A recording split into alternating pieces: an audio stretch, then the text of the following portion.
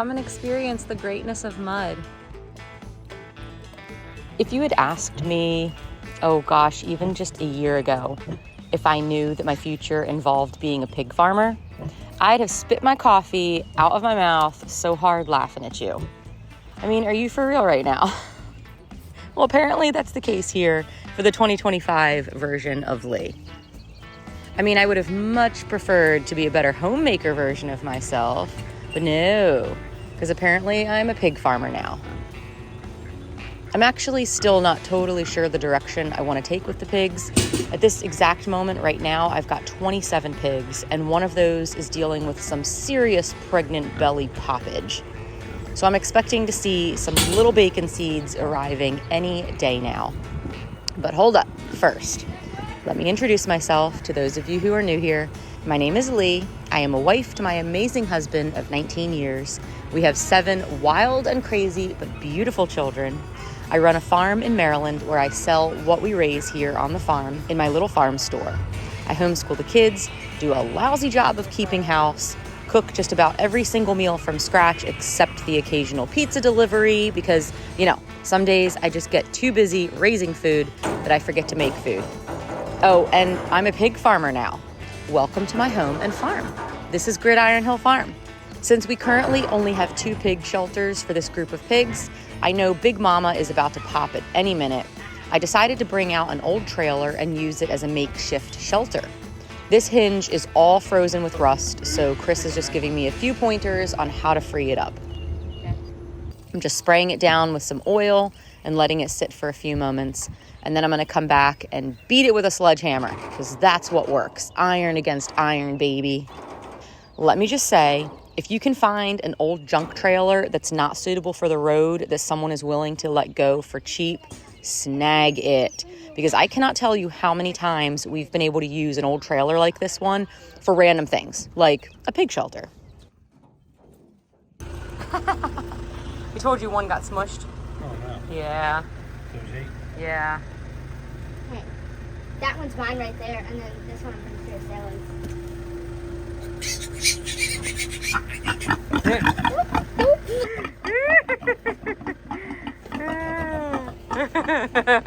She scares me. Go ahead, babe. Grab a pig again. Yeah, right? Man, she came over fast. Yeah, she did. See, I'm on a dead deal. I'm gonna go grab my mallet real fast on her down. Okay.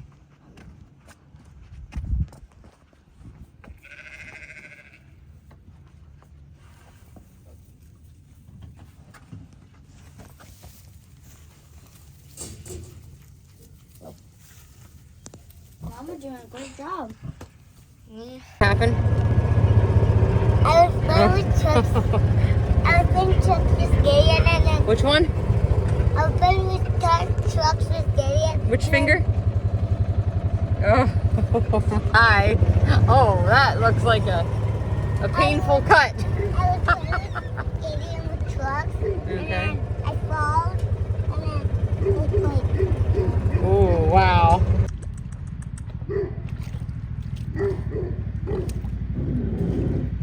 open one. Oh, man. He picked a great spot. Sigh of relief. I decided to bed down the trailer with straw to try and make it as inviting as possible for the pigs. They love rooting around in straw and hay, and the problem is that this straw accidentally got rained on by a pop-up storm and now weighs about 10,000 pounds. We are just gonna shake it out real good and get it to dry out. The pigs won't mind one bit. There you go.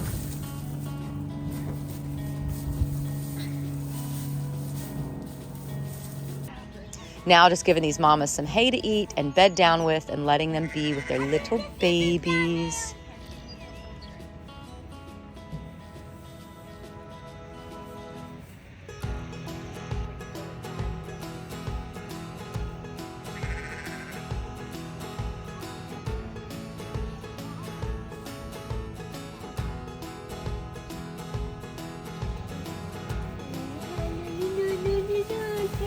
Don't do that. Can I pet one. We are on our way back from an Amish farm where we purchased 2 steers ready to go to the butcher shop. This particular farmer raises his cows just like I do, and so I trust that he is raising them how I want them raised, without medications, vaccines, on grass. They're not grain finished, so he does all the practices that I do. So he's supplied us with beef since I don't have enough beef this year.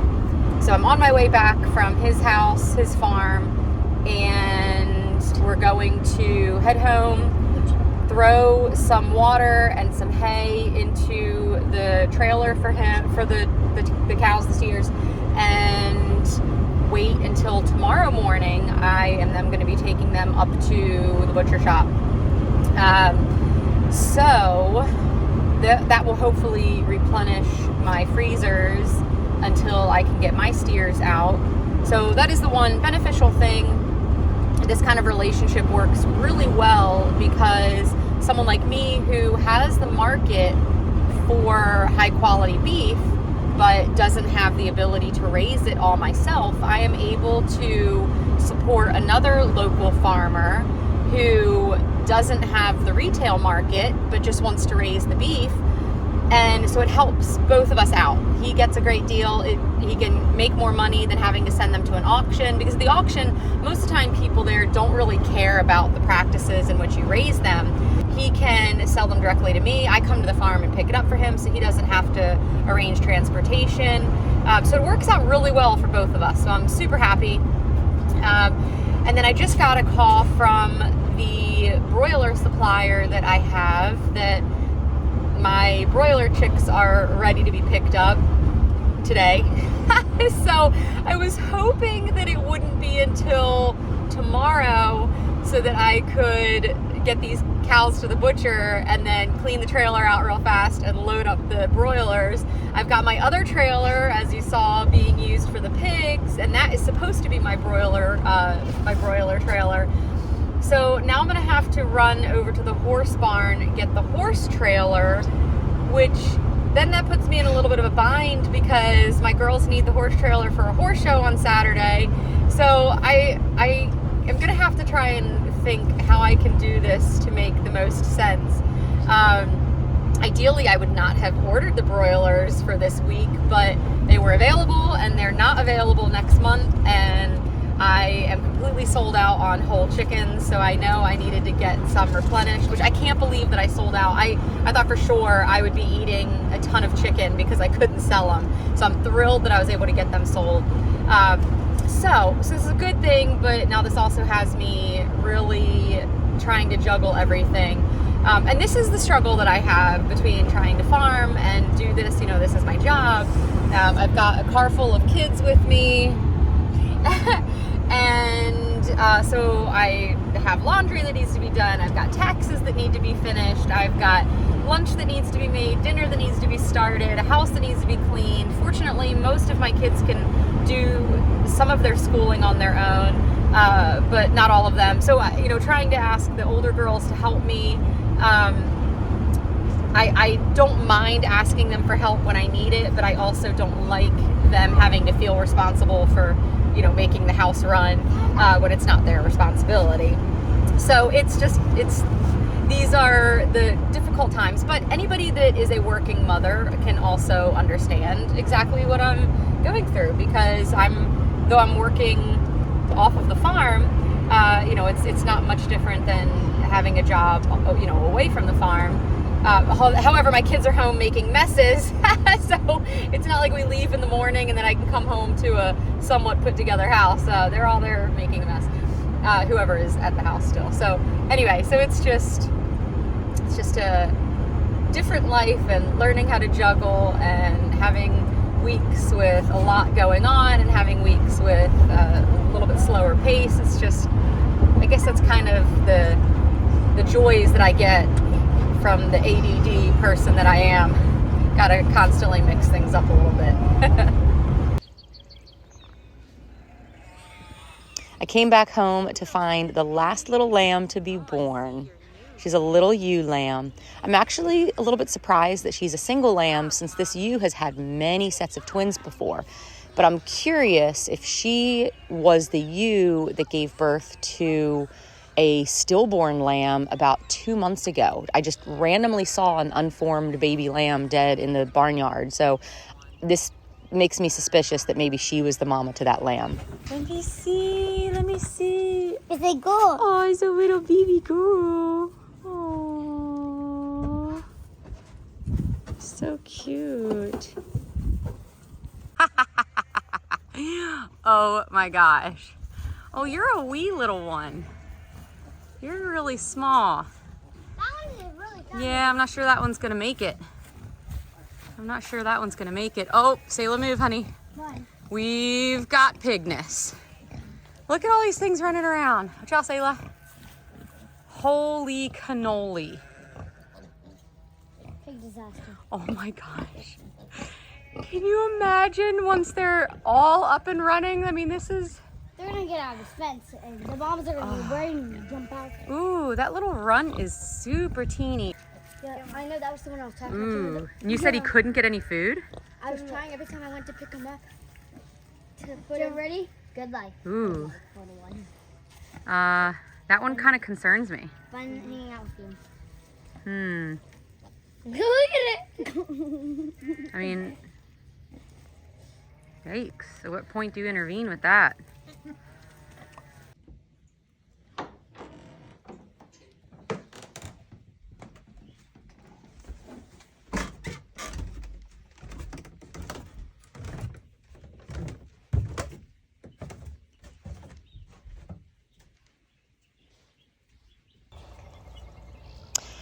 Yes, you are seeing this correct. The chicks ended up in the house.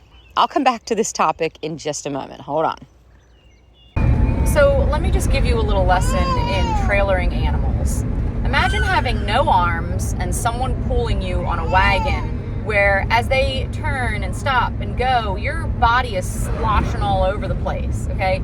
Every time I accelerate too quickly or brake too quickly or turn too sharply, I can feel these animals' bodies like thrashing all around.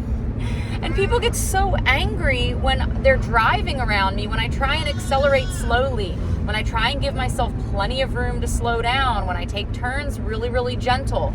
Because again, these animals have no hands to brace themselves with.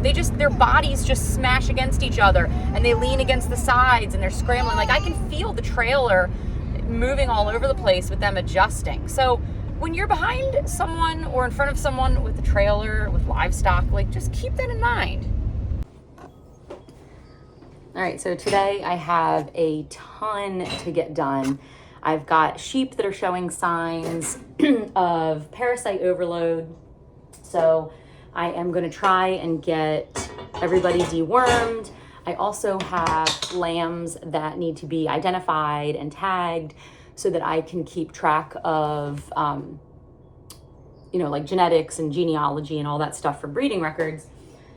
And I also need to trim the sheep's hooves, and I then want to get everybody turned out into the pasture. I've got about, I think, 6 weeks until my lamb butcher date.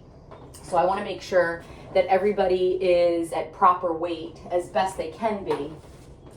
So my plan is to finish getting breakfast done, which I have muffins started and in the oven. I've got another batch to do. They take forever. So I can only do 2 trays, 1 and 2 at a time.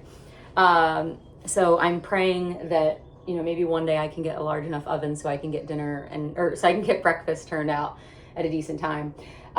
Anyway, so as soon as we get breakfast finished, I'm getting the dishwasher loaded up and the kitchen cleaned up so we can get started for the day. And I've got to get the sheep done. I also have 150 broilers down in the basement still that now that I took the steers to the butcher shop, I can get the trailer cleaned out and set up as makeshift brooder.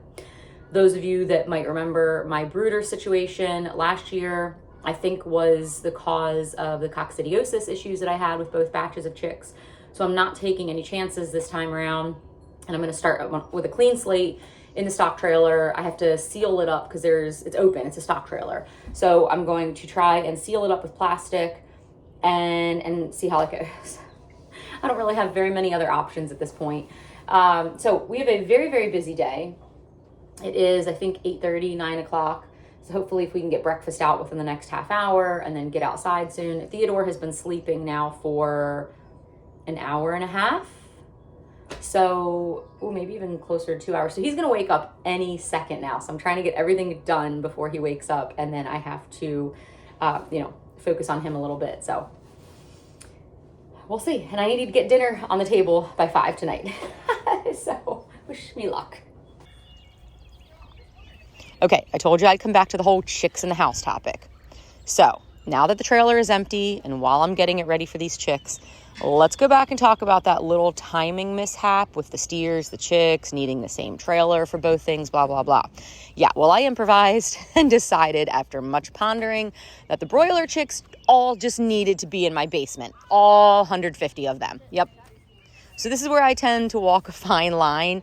You see, Chris is very supportive of me with my farming and doing my animal thing, and he helps me with so much, even though I know he doesn't really love it. But the problem is, when my farm takes over the house and his little personal spaces, like when Daisy, my dairy cow, decides the grass in the front yard where Chris mows is the best grass, or when the geese decide the best place to sit and poop is right by his truck door, or when cold lambs need to spend the night in the bathtub, and now when all the broiler chicks need to hole up in the basement of the house, our house, his house. Chris is the most easygoing, kind, generous guy you would ever meet. But those types of guys are super easy to take advantage of because they normally wouldn't speak up to tell you if something was bothering them because they're just nice guys. They are the peacemakers. But I've known this man for almost 22 years and I can read his body language like nobody else. I know when I've crossed the line. So in this particular situation, I've included him in on my little scheduling error and want to get his recommendations on what to do with these chicks while the trailer is in use. When I include him and give him a chance to understand the predicament, he generally doesn't get bothered by it. So we agreed the chicks can stay, but only for a day or two. And they can't stink up the house. On their first adventure. All right, I've got a few kids together to help me roll up this netting so I could place it around the chicken broiler trailer. I'm not planning to electrify it, just stand it in place as a little deterrent for the cats. The cats love little birdies. They bring me little birdies to the doorstep almost every single day. And the last thing I need is a feeding frenzy between cat and broiler chicks. Now, anyone who has dealt with electric poultry netting can totally understand the absolute importance in keeping these nets very well contained. I have spent way too many hours untangling ill-wrapped, mangled poultry netting. What a freaking nightmare that is. So I found a great way to wrap it and tie it up so I can avoid that mess. Well, this is my net to try and keep the chicks that are in this trailer safe from the cats. I did not electrify it because I was hoping that I wouldn't have to. But the fact that Pickles is not too deterred by it, I just don't want the cats to jump in there and then eat all of my chicks, because that would be a horrible little tasty treat. Pickles, don't do crazy things. Little toothless cat. Meow, meow, meow. What do you think? You want to eat some chicken nuggets? Want to eat some chicken nuggets? You do not eat chicken nuggets. Your sister spent all night long in the car last night by mistake and went on a road trip with me. Yes, she did. You guys are pesky. You ready to go eat dinner? All right, we're gonna check and see if these chicks made it through the night. We have such intense winds. I was worried that that plastic wouldn't last. Let's see if they look cold or not. Hey, sweet peas. Everybody looks pretty good. All right, they need water. I'm gonna go do that. But everybody doesn't seem to be huddled. They look a little huddled under that lamp, but everybody else seems to be okay. So, all right, sweet. Held up. All right. They need food and water. Let me go get it. Oh, sorry guys, sorry guys.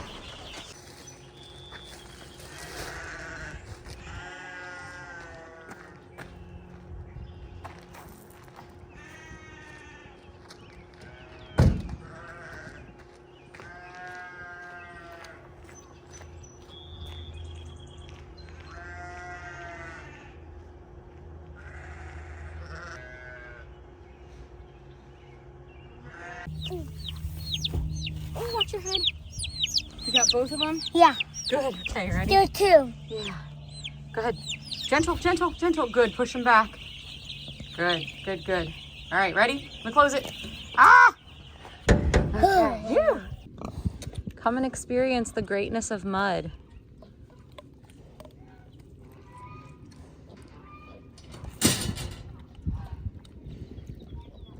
Look at that belly. Holy cannoli. Thank you. Thank you.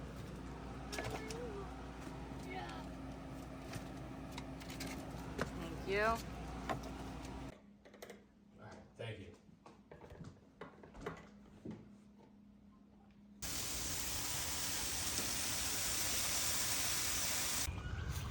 It's like deja vu all over again.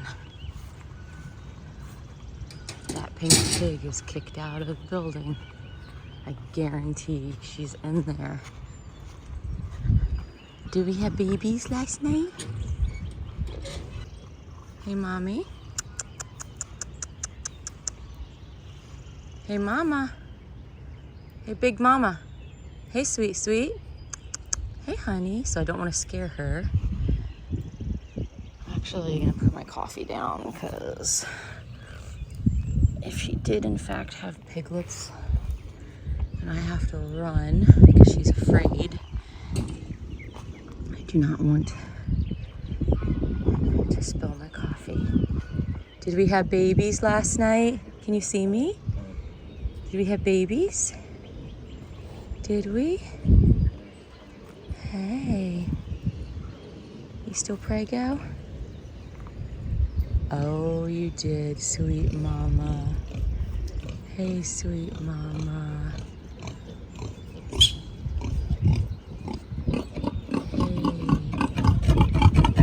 I hear ya. I know.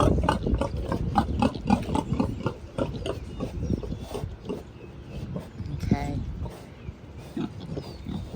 They are fresh. Look, I don't want kisses. Please. Yeah, she's still in the middle of it. Doggone it. I would love to be able to see her having these piglets.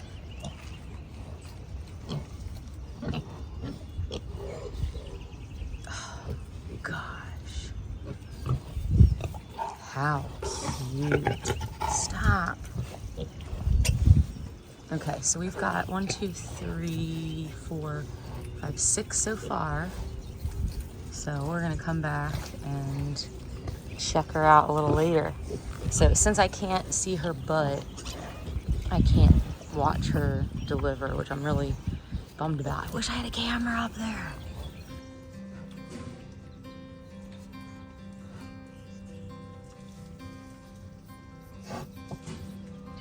All right, so here you can see her having a contraction. Her entire body is tightening up and bearing down. And so that's when I know I need to scooch her on back and try and get some pictures.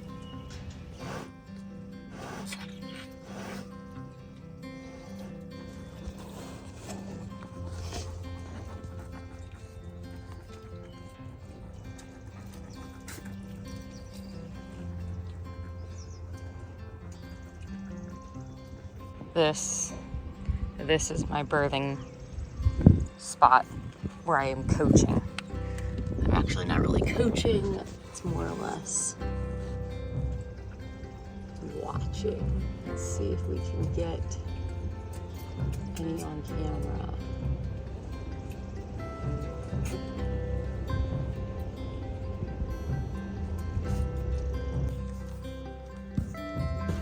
So of course, my arms got tired from holding my phone in the most awkward position, and my thighs are burning on fire because I'm standing in a half squat. So I step away for a minute and stretch out and adjust, and I stinking miss the birthing, doggone it.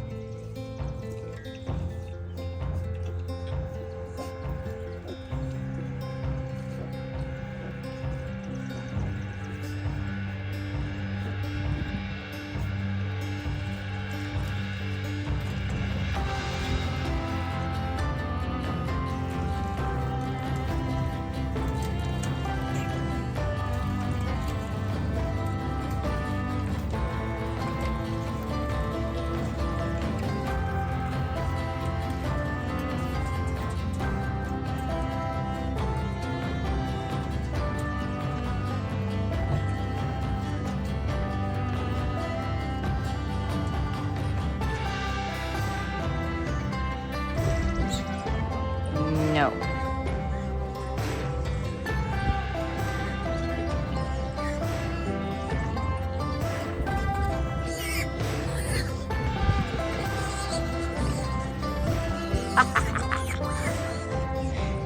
Feeding frenzy.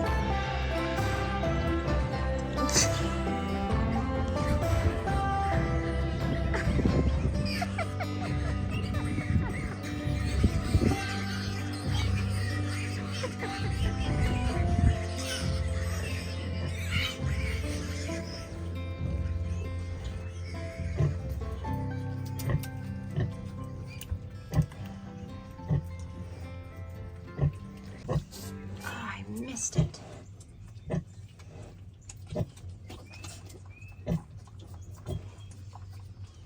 Thought you were done. I thought you were done. This is 15 piglets.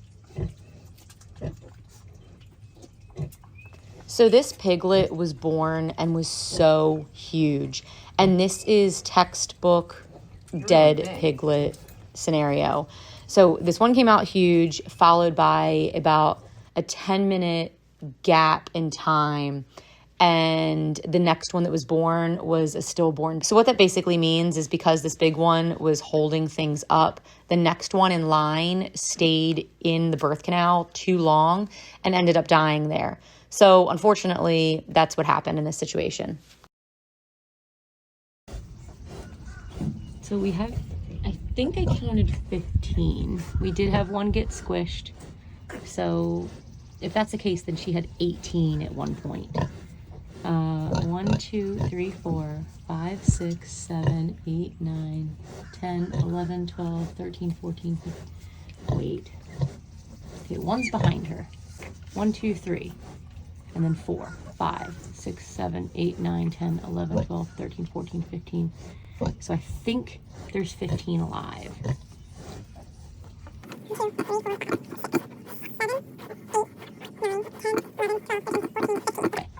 I keep counting 15. I think that's how many. 15 alive. And then we have 1, 2, 2 that were full size, and then the little non-developed one. So 17 full-size piglets and then an 18th non-developed piglet. This is craziness. Absolute craziness. I'm really nervous because you can see some of these piglets are much, much bigger and some of them are smaller. So hopefully they can all get milk, because last time I counted, she had, I think, 9 nipples. So we'll see. We'll see. We'll see. You're doing such a good job, Mommy. Good job. And then these little rugrats.